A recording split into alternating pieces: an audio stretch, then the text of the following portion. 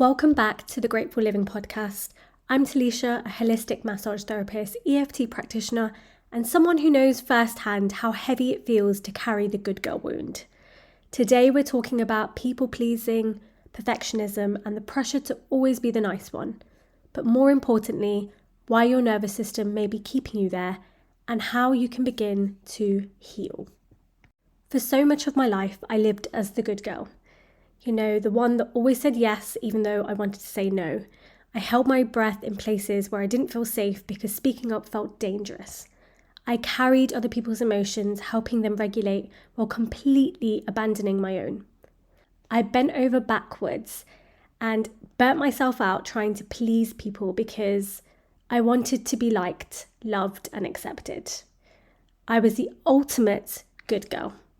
Even in relationships, I found myself attaching to emotionally available people because my nervous system had learned that love is something you earn by being good, quiet, and pleasing.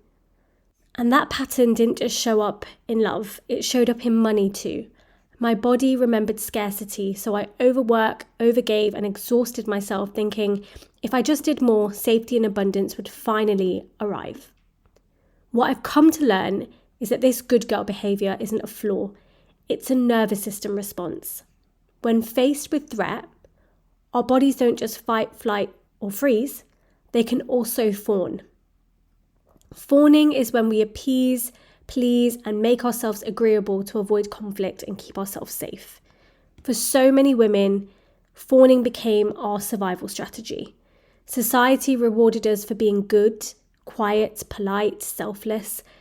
Families reinforced it, sometimes praising us for being mature while we were actually abandoning our needs.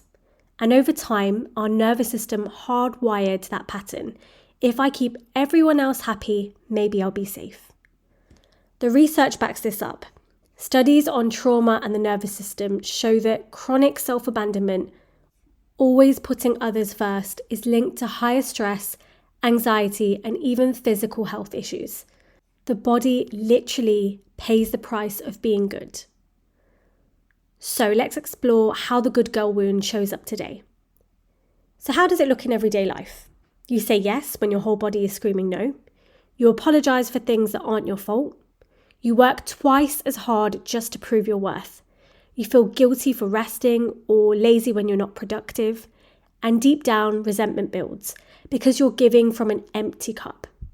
And here's the hardest truth. As long as you're stuck in the good girl wound, you'll keep attracting relationships, jobs, and dynamics where your needs don't matter, because that's what your nervous system recognizes as normal. The good news, though, is that you can heal this. For me, healing began when I realized I'm not here to be good, I'm here to be whole. And that meant learning somatic practices like EFT and breath work to remind my body that saying no doesn't equal danger. Reparenting my inner child, showing her she was worthy of love even when she wasn't pleasing. Practicing boundaries, not perfectly, but consistently. And noticing that the world didn't end when I disappointed someone. And letting my body experience safety in small, daily ways. Unclenching my jaw, breathing deeply, relaxing into rest. Healing the good girl wound isn't about being selfish. It's about remembering that your needs matter too. So, I have a little reflection exercise for you.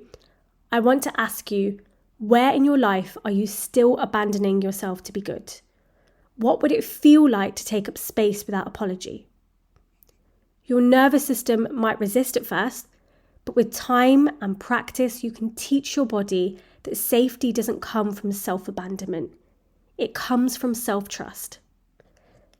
Thank you for being here with me today, and if this resonated, I've written a full blog post on healing the good girl wound with practices to help you start reprogramming your body's patterns of fawning. And if you want to go deeper, check out some of my one-on-one sessions where we weave somatic tools like inner child work, shadow healing to break free from patterns like these. Until next time, take a deep breath. You don't have to be good to be loved. You just have to be you.